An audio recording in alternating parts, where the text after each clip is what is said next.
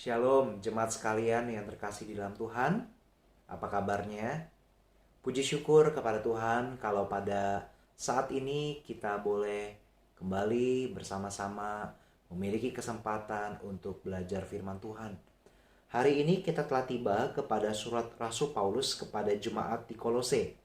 Kita akan belajar dari Kolose pasalnya yang pertama, ayat ke-1 sampai ayatnya yang ke-14.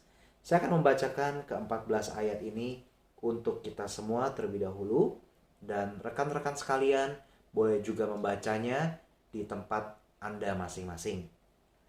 Dari Paulus, Rasul Kristus Yesus, oleh kehendak Allah, dan Timotius, saudara kita, kepada saudara-saudara yang kudus dan yang percaya dalam Kristus di Kolose, kasih karunia dan damai sejahtera dari Allah Bapa kita menyertai kamu.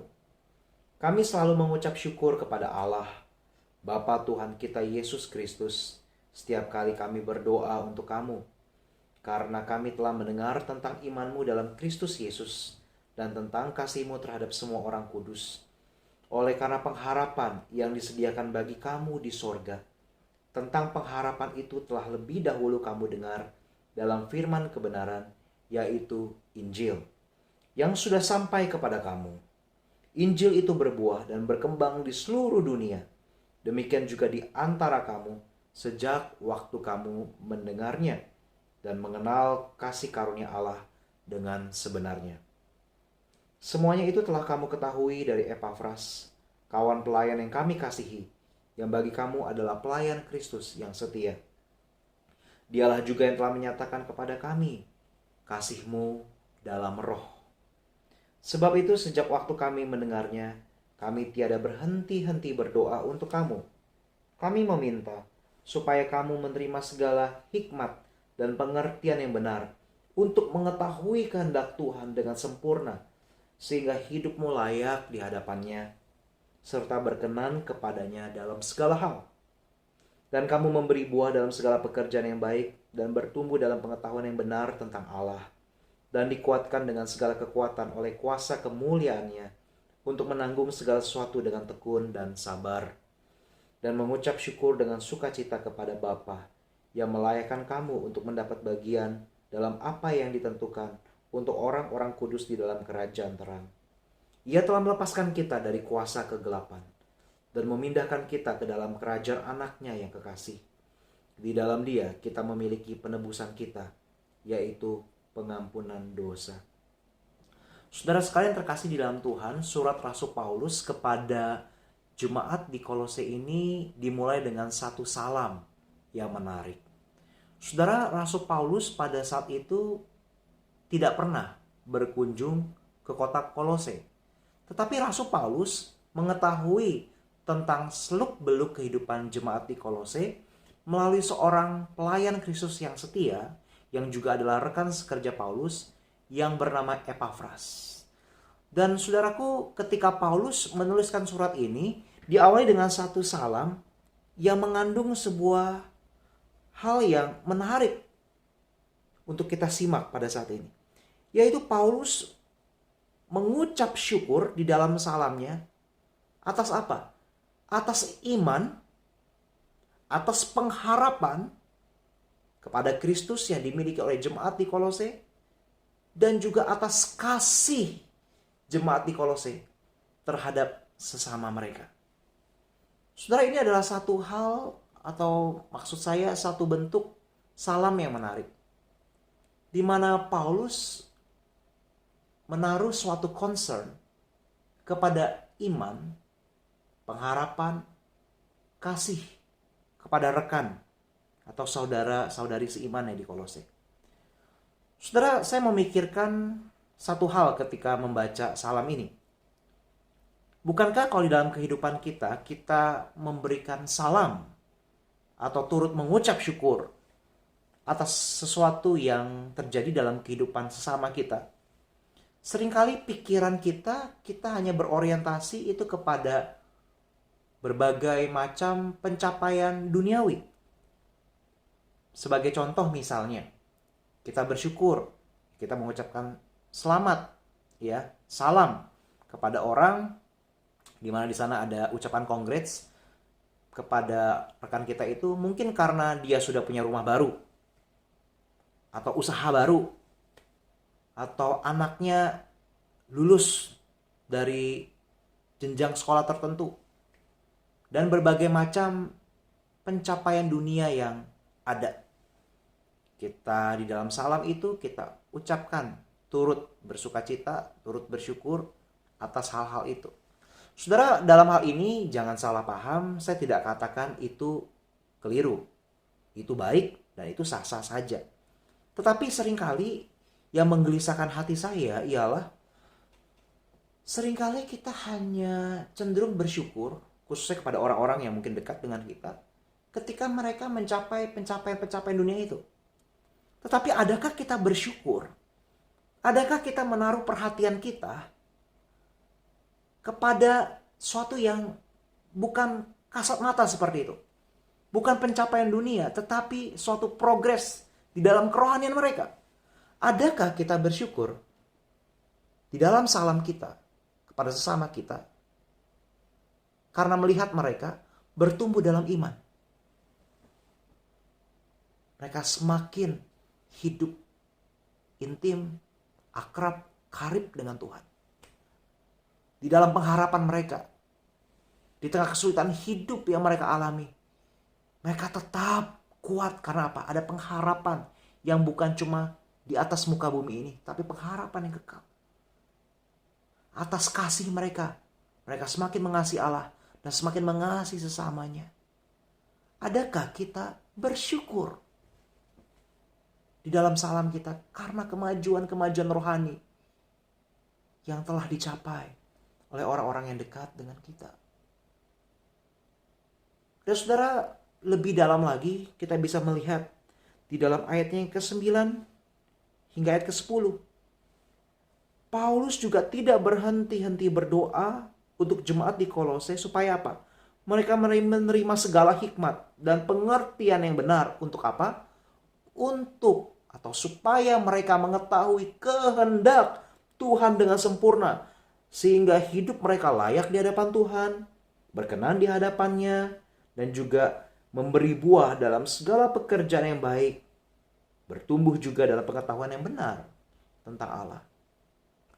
Saudara, sekali lagi yang menjadi satu pertanyaan refleksi buat kita semua. Maksud saya, apa yang menjadi fix concern kita, fix attention kita terhadap orang-orang yang dekat dengan kita? Apakah kita berdoa hanya sekadar supaya orang-orang di sekitar kita tambah kaya, tambah pintar, tambah sehat, tambah tampan atau cantik, tambah terkenal? Saudara, apakah hanya sekadar itu? Apakah itu yang memenuhi pikiran kita? Atau pertanyaan selanjutnya, apa yang kita diskusikan dengan keluarga kita, pasangan kita, orang-orang terdekat kita? Apakah sekadar, bagaimana supaya kamu maju bisnismu? Keuntunganmu mengalami multiplikasi lebih besar lagi, supaya bisa lebih banyak income lagi. Ada ekspansi usaha di mana-mana. Bagaimana sekolah, pendidikan, supaya bisa terus maju. Bisa sekolah di sini, bisa kuliah di sana, yang bergengsi. Saudara, dalam hal ini sekali lagi saya katakan, bukan tidak boleh, bukan berdosa bahas hal seperti itu. Itu boleh, itu baik. Kita bertumbuh di dalam pengetahuan kita. Kita juga semakin baik di dalam kematangan, kemandirian finansial kita. Itu oke. Itu sesuatu yang bagus, apalagi kalau kita bisa menjadi berkat bagi sesama kita. Tetapi, adakah kepekaan atau kepedulian terhadap kemajuan rohani daripada orang-orang terdekat kita? Apakah kita berdoa seperti Paulus supaya Orang-orang di dekat kita bertumbuh dalam pengertian hikmat mereka. Mereka bisa mengetahui kehendak Tuhan dengan sempurna. Supaya hidup anak-anak kita, suami, istri, orang tua, menantu, mertua kita berkenan di hadapan Tuhan. Berbuah bagi Kristus. Bukan sekadar hidup untuk kenyamanan atau keuntungan diri sendiri. Apakah concern itu masih ada dalam hidupmu dan hidupku? Saudara, hidup ini hanya sekali. Apakah kita mau sia-siakan dengan cara kita hidup untuk diri sendiri? Padahal Kristus telah memberikan segala-galanya buat kita. Bahkan ketika kita telah disalibkan bersama dengan Kristus, hidup kita bukan milik kita lagi, tapi milik Tuhan. Apa tujuan hidup manusia? Katekismus singkat Westminster pernah berkata, yaitu untuk menikmati dan memuliakan Tuhan di dalam segala apa yang kita lakukan. Apapun panggilan Anda, apapun pekerjaan Anda, profesi Anda dipanggil untuk memuliakannya. Dan di saat memuliakannya, Anda juga menikmatinya. Allah pencipta penebus kita. Jangan sia-siakan hidup kita. Dengan cara apa? Dengan cara kita tidak care terhadap pertumbuhan rohani, transformasi karakter daripada diri kita sendiri atau secara khusus orang-orang yang dekat dengan kita. Rasul Paulus, dia sangat care, concern dengan pertumbuhan rohani jemaat di Kolose. Dan kemudian saudaraku, ada hal yang menarik juga di ayat 11 dikatakan, ketika kita mau bertumbuh bersama, kita menaruh concern supaya ada pertumbuhan rohani, ada transformasi karakter. Paulus memberikan satu kekuatan. Ada janji Tuhan di sini. Dikatakan, dan dikuatkan dengan segala kekuatan oleh kuasa kemuliaannya untuk menanggung segala sesuatu dengan tekun dan sabar. Saudara, ada janji Tuhan bahwa Ia akan menguatkan kita semua dengan kuasa kemuliaannya ketika kita mau hidup menggenapi kehendak Allah. Kita mau sadar bahwa hidupku, aku ditebus supaya aku terus disempurnakan, semakin serupa Kristus, semakin hidup berbuah baginya. Ada tantangan, betul, tetapi kita akan dikuatkan dengan kuasa kemuliaannya. Supaya apa? Dikatakan di sini juga untuk menanggung segala sesuatu dengan tekun dan sabar. Saudara, ada kata tekun, ada kata sabar di sini. Mohon maaf kalau saya sedikit menggunakan istilah teknis. Tekun di sini dari akar kata Yunani hupomone. Artinya, ya, tekun atau sanggup menanggung atau bertahan dalam segala keadaan yang tidak baik.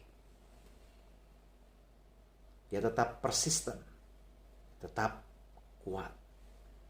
Dan kemudian sabar dari akar kata Yunani makrotumia, yang artinya ia sabar atau tidak mudah marah terhadap segala kelakuan atau tindakan yang tidak mengenakan dari orang-orang di sekitarnya atau berbagai faktor pencetus yang terjadi di sekitarnya. Ketika kita dikuatkan oleh kuasa kemuliaannya, kita bisa tekun menghadapi kehidupan yang tidak ideal ini, yang banyak masalah, keadaan yang tidak menyenangkan, dan kita juga bisa sabar ketika kita berhadapan dengan orang-orang yang tidak menyenangkan dalam kehidupan kita. Saudara, John Piper pernah berkata demikian. Janganlah kita menjadi orang Kristen yang tipe cherry on the cake. Artinya, Bapak Ibu sekalian, begini. Cherry itu diibaratkan seperti Kristus. Cake itu hidup kita. Cherry itu hanya sekadar penghias atau aksesoris. Jadi, jangan kita hidup Kristus itu hanya sekadar penghias atau aksesoris dalam hidup kita. Ketika kita hidup, misalnya, kita bisa berdoa, oh Tuhanku, tolong berikan aku kesuksesan ini, kesuksesan itu. Berkati ini, berkati itu. Aku ingin rencana iniku atau planku ini terjadi. Ya, Tuhan kabulkan ya. Tuhan tolong ya, berkati ya. Saudara, Kristus bukan Sinterklas. Dia bukan cuma sekadar aksesoris untuk menggolkan plan kita. Untuk kalau kita cari berkat, kita panggil dia jadi penghias, jadi pelengkap. Tapi esensinya diri kita yang jadi pusat. Tetapi Kristus mau dia yang menjadi pusat. Kristus rindu dia menjadi pusat hidup kita. Bukan penghias. Bukan sekadar aksesoris untuk menggolkan rencana kita. Saudara, di sini Paulus mengajak jemaat Kolose mendoakan mereka ketika iman, pengharapan, kasih mereka bertumbuh.